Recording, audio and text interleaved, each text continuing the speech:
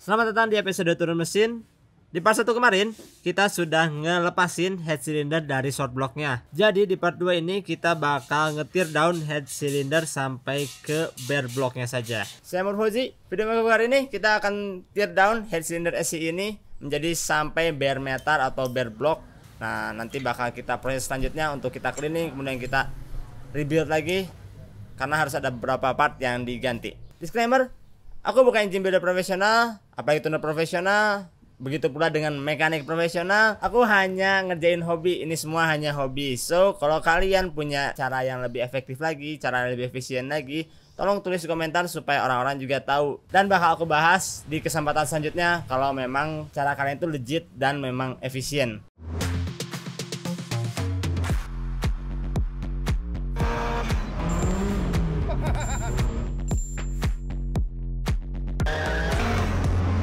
Di part 1 kemarin kita sudah lepasin head cylinder SI nya dari engine. Dan ini part-part yang memang nempel di luar atau sebagian juga nempel dalam seperti cam, karena nggak bisa dilepasin kalau cam yang dilepas. Tapi belum semuanya kita kerjain, karena di dalam head cylinder SI ini masih ada rocker arm, masih ada valve retainer, masih ada seal clamp, masih ada clampnya.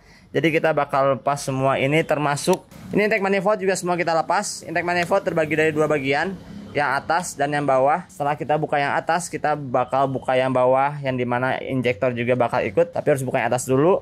Setelah intake manifold lepas, kita bisa geser ke lepasin valve retainer atau pair clampnya atau clampnya semua satu set, dan kita dapat bare metal head cylinder SI yang bisa kita lanjut proses. Karena intake ini terdiri dari dua bagian, kita lepasin dulu intake yang bagian atasnya. Ini tidak ada sequence tertentu, jadi tinggal buka aja, kemudian kita masukin di dalam plastik yang ada tulisan intake atas, karena ini supaya tidak tertukar dengan yang lain-lainnya.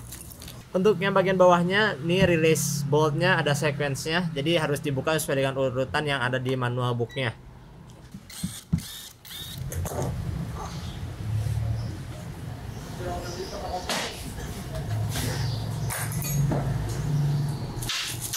Head cylindernya tinggal head cylinder torque, intake side-nya sudah dibuka, exhaust side-nya juga sudah dibuka. Selanjutnya kita buka VTC, rocker arm semuanya berurutan, dan valve retainer sampai ke clamp-clampnya, sampai ke seal clampnya, sampai memang ini juga ikutan kosong.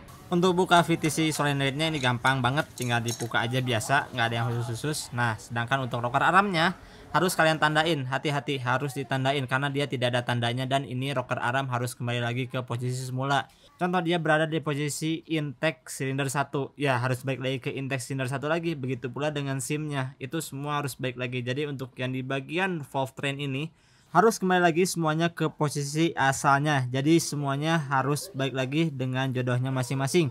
Jangan sampai ketukar satu sama lain. Jadi harus ditandain, oke? Setelah semua rocker armnya sudah kalian simpan dengan aman, kita prepare untuk cabut clampnya.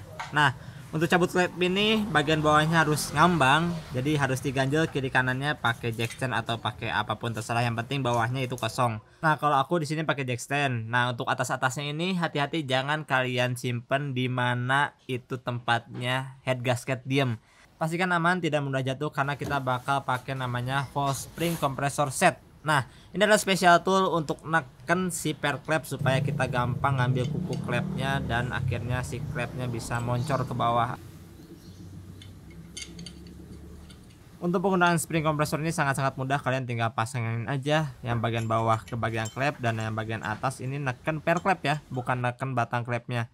Nah, selanjutnya tinggal kita putar aja ke arah bawah sampai si pair clampnya ketekan, dan sampai si kuku clampnya ini keluar seperti ini. Nah, kalau kayak gini kalian bisa pakai tang, atau kalian bisa pakai magnet, atau kalau kalian gak punya magnet sama kayak aku, kalian bisa pakai obeng yang ada magnetnya. Hati-hati, ini karena pakai obeng jadi terkadang dia suka kabur. Kalau udah kabur sih memang gak masalah, cuman ya nyita waktu aja untuk kalian untuk nyari lagi kuku clampnya. Jadi lebih baik hati-hati daripada kalian sampai ceroboh. Setelah itu tinggal kalian putar spring kompresornya berlawanan arah jarum jam sehingga dia ngebuka, dan kalian tinggal cabut pair clampnya beserta kawan-kawannya ini, dan kalian gabungin lagi valve retainer yang tadi atau kuku clamp yang tadi dengan pairnya, dan kalian tandain juga bahwa ini adalah pair clamp nomor 1 di in. Jadi semuanya harus balik lagi ke tempat aslinya lagi yang seperti tadi sudah aku sebutkan.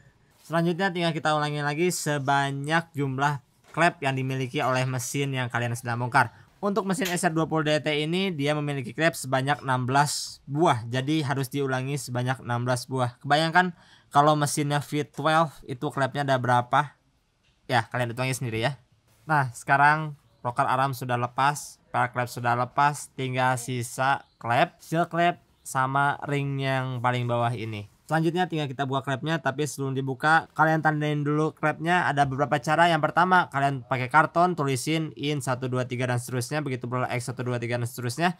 Dan yang kedua kita pakai punch tool atau punch marking tool. Ini kita tandain langsung di klepnya, ada tulisan E1, I2 dan seterusnya. Ini untuk markingnya huruf I dan ini untuk angka 2. Nah, selanjutnya kita tinggal tarik semua klepnya berurutan. Jangan sampai kalian salah masukin, itu bahaya. Jangan. Nanti kalian capek kalau pada saat nyekir klepnya ya.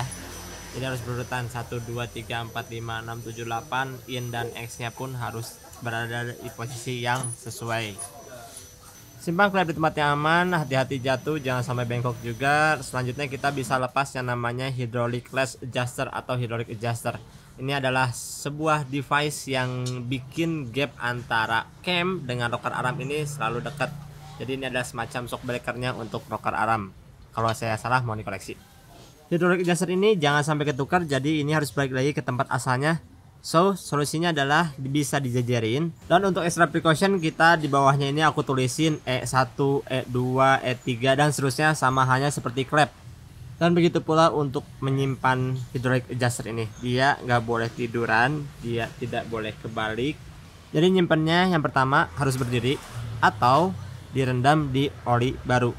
Oke, saatnya kita bongkar biang kerok dari semua masalah ini. Waktunya kita untuk ngelembasin yang namanya seal klep atau bahasa Inggrisnya valve stem seal. Ya, kalau nggak salah itu ya. Mohon dikoreksi kalau salah. Ini ada special toolnya, namanya itu valve seal plier. Bentuknya kayak gini, tapi karena nggak ada kita pakai tang biasa juga bisa. Nah, untuk ngebukanya pun kalian tinggal pakai tang. Tangnya harus pakai yang bagus. Kalau pakai tang yang agak biasa-biasa susah banget ngegripnya. Jadi kalian harus dapat grip yang oke. Kemudian kalian gutak-gitek atau wiggle sedikit sampai nanti akhirnya dia lepas sendiri. Nah, jangan sampai kalian budak-baduk si ujung tangnya itu atau kalian nabrak-nabrak si ujung tangnya itu ke bagian yang lain. Jadi memang harus hati-hati. Jadi sabar aja, take your time. Dan cabut valve spring seatnya atau plat yang berbentuk kayak ring gini pakai obeng yang ada magnetnya, atau kalau nggak ada pakai magnetic pick up tool, itu lebih proper lagi. Ini jangan ketukar juga, jadi tempelin sama sobat-sobatnya yang lain sesuai dengan jodohnya masing-masing. Dan akhirnya selesai juga untuk head cylinder teardown ini. Semuanya sudah lepas, pernak-pernik kecilnya sudah lepas, untuk camshaft sistemnya sudah lepas. Jadi ini hanya tinggal cylinder head blocknya saja.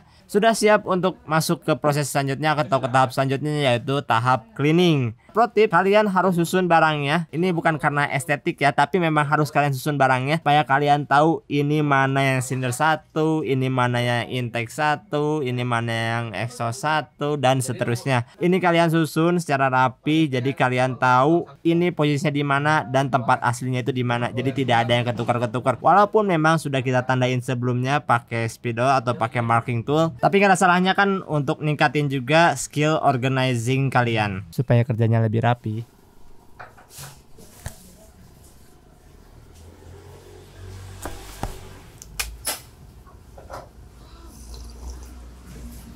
Cylinder headnya sekarang sudah terbuka semua, sudah terpecah. Ini tinggal bloknya aja sama baut-baut aja nempel. Sekarang lihat mulai dari cam, head bolt, head gasket, cam cap, retainer, itu semuanya sudah terbuka semua, sudah tercecer, sudah disusun rapi, sudah terorganisir, sudah ditandain. Kenapa cara seperti itu? Karena memang di manual booknya tertulis seperti itu. Semua harus kembali lagi ke part atau posisi originalnya. Kalian harus terorganisir dengan baik untuk part-partnya, jangan sampai ketukar, tercecer, apalagi hilang. Jadi sekarang head cylinder ini sudah siap untuk masuk ke tahap selanjutnya, yaitu kita clean up semuanya. Kita bersihin dari kotoran, oli. Kalau kalian malas untuk ngebersihin sendiri, kalian bisa kasih ke machine shop atau kalian bisa ngasih ke bengkel terdekat kalian untuk di clean up. Tapi aku saranin jangan, karena disitulah seninya. Jadi kalian harus bersihin sampai ke sela-selanya. Gimana caranya ini engine yang udah banyak oli segala macam jadi bersih lagi, jadi clean lagi, jadi smooth lagi permukaannya, sampai ini engine ready lagi untuk diinstal dengan part baru yang memang harus diganti sebelumnya. Head ini sudah porting dengan proper. Kalian bisa lihat sendiri ini permukaannya balance, kiri kanan 1 2 3 4-nya balance, dan angle-nya pun sesuai. Pro tip kuncinya adalah kalau kalian mau melakukan head cylinder disassembly seperti ini, kalian harus punya manual booknya pertama. Yang kedua, kalian harus terorganisir dengan baik. Jangan sampai tercecer, apalagi hilang. Semua ditandain. Untuk tidak update, follow Instagram JBD. Jangan lupa subscribe. Sampai jumpa di video selanjutnya, yaitu part 3 yang bakal bahas apa ya? Nanti kita lihat aja part 3 ya. Assalamualaikum warahmatullahi wabarakatuh.